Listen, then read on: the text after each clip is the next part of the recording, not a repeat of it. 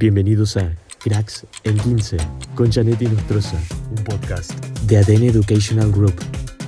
Hola, bienvenidos a un nuevo capítulo de Crack en 15, el podcast de ADN International Business School enfocado en materia de negocios, en los temas más actuales. Yo soy Janet Inostroza y hoy los invito a conversar sobre el futuro de los datos personales, que ofrecen un océano de información valiosa para el desarrollo de las empresas, pero que al mismo tiempo está sufriendo muchísimos cambios porque los dueños de esos datos están pidiendo protegerlos cada día más. ¿Cómo arreglamos este problema? Pues hoy tengo como invitados a dos cracks en la materia, con quienes vamos a compartir estos 15 minutos de conversación.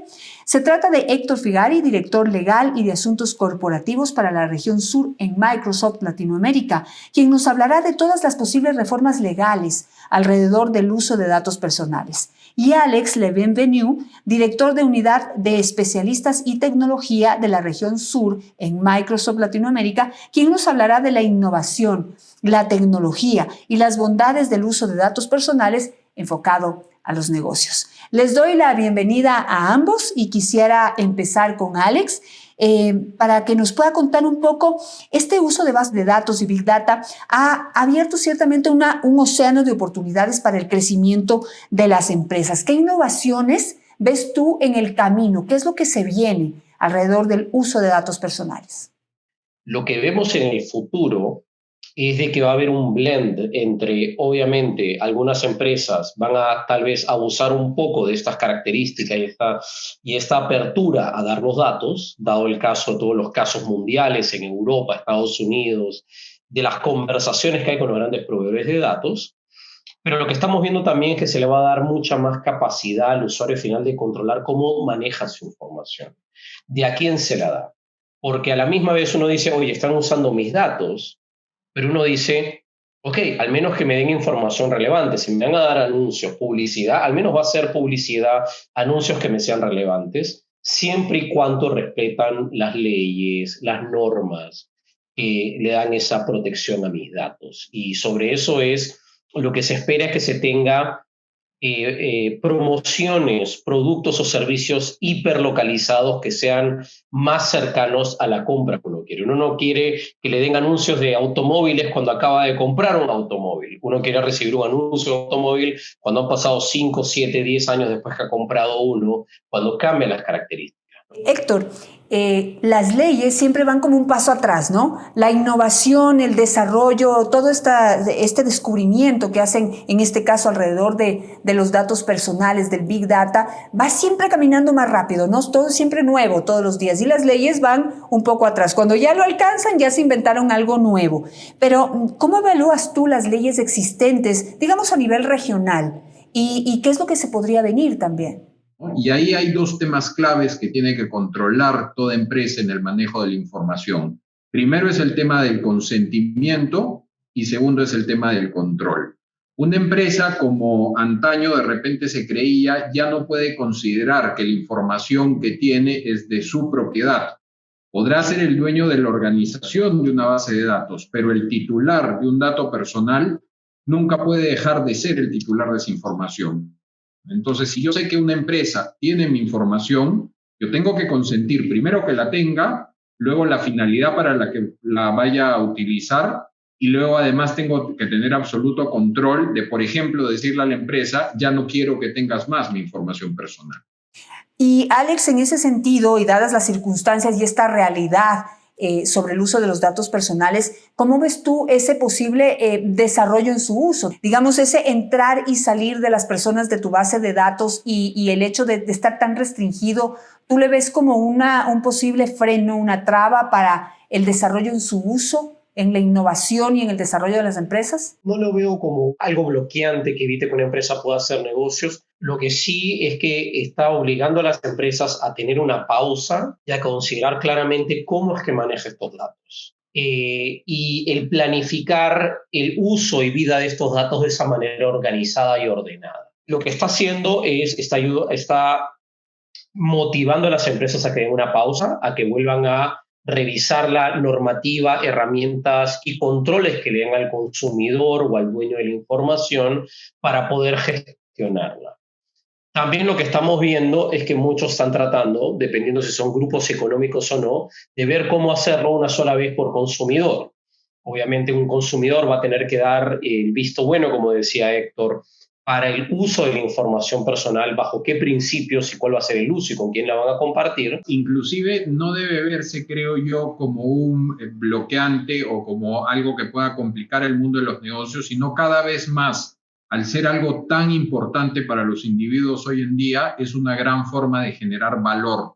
Pues al final es también una forma de posicionarse en el mercado y de ganar la confianza de sus clientes. Y esto es muy importante lo que tú acabas de decir, pero digamos, ¿qué ha sido lo que ha generado esta necesidad de ponerle límites al uso de los datos personales? ¿Qué es lo que molesta al usuario? ¿Qué es lo que se ha descubierto en el camino, se ha vislumbrado en el camino, que puede molestar, intimidar o de alguna manera violar los derechos del dueño de ese dato personal?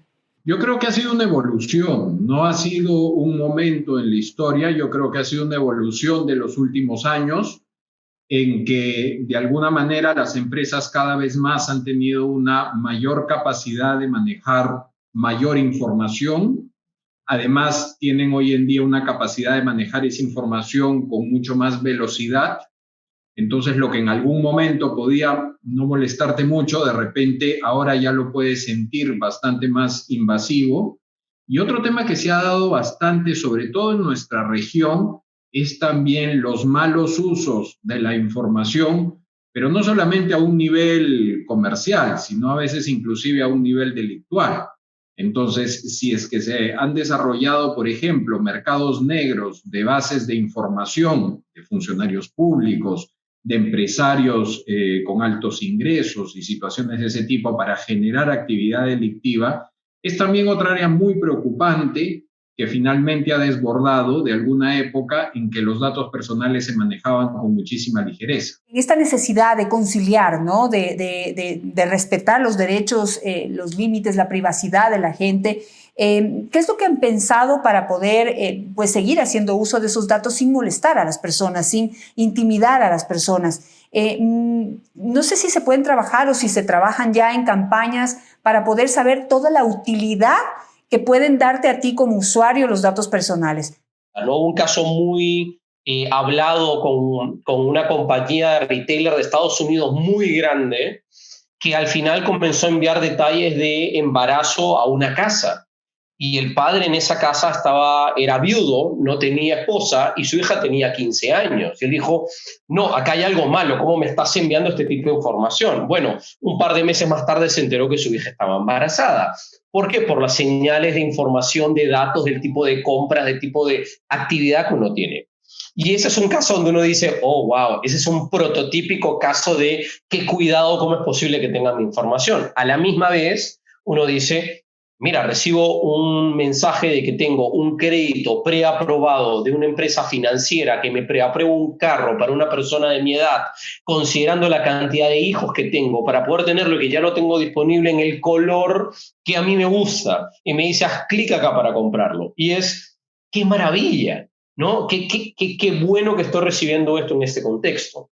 Héctor, ¿a qué distancia estamos en la región latinoamericana, iberoamericana, de llegar a un punto de equilibrio? Porque hablamos al inicio que siempre las leyes están atrás, ¿no? Pero ¿qué tan digamos, posibilidades tenemos de ir avanzar siguiendo los ejemplos de Europa y estar un poco más en ese punto de equilibrio que permita a los negocios, a las empresas, crecer al ritmo que necesita Latinoamérica, por ejemplo, sin tener este tipo de trabas por los problemas que puede generar el uso de datos personales?